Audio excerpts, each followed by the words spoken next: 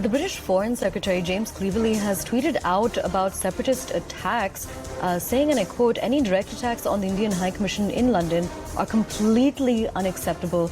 We have made clear to the Ramaswamy and the government of India that the safety of staff at the High Commission is paramount." Now, remember, this comes amid multiple separatist attacks that have been witnessed across the world, not just London, where the High Commission was attacked a few months ago. And again, separatist posters continue to emerge on that front.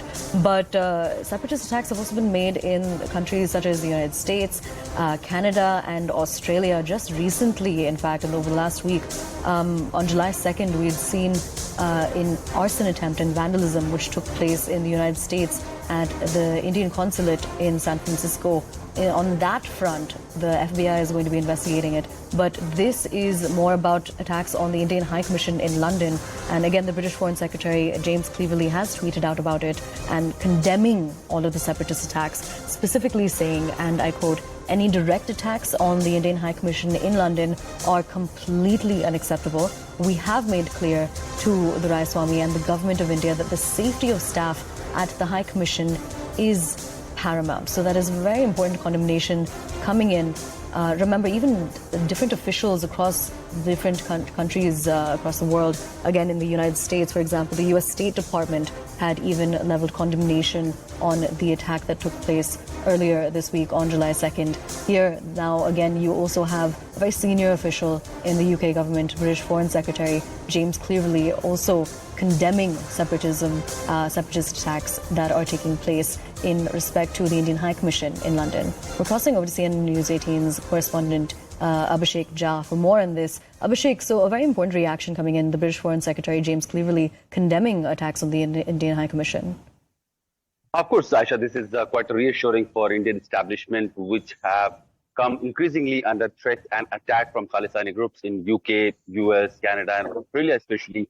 Recently, we have seen National Affairs Minister also saying that they are escalating these matters to the highest official and authorities in respective countries. And in the wake of the latest rally that Khalistanis have planned on 8th of July, we have seen multiple such assurances coming from other countries. Recently, we saw that FBI has also removed Khalistani from the list of protesters, and now their actions will be treated as criminal activities.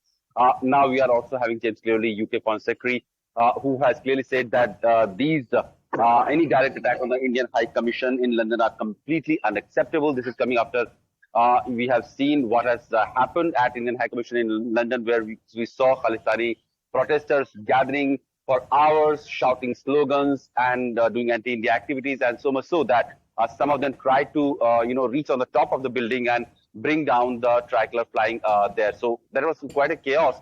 We saw that the building was also attacked, and those protesters tried to barge in the building also. So quite assuring that after Indian authorities or Indian diplomats have raised the issue, now countries are reacting to that, and they have said clearly, like James Cleverly has said, that he has made clear to V. Doraiswamy, who is the High Commissioner of India in London, that the government of India, that the safety of staff at the High Commission is of paramount. So clearly, any diplomatic staff, any foreign services staff, or probably the Indian community members also who are coming under the threat and intimidation tactics from the Khalistani groups will be dealt strongly. That is something that we can assume from here onwards, because now Foreign Secretary of UK has said that the Khalistani activities are unacceptable, and what has happened in the Indian High Commission in London, he has condemned that.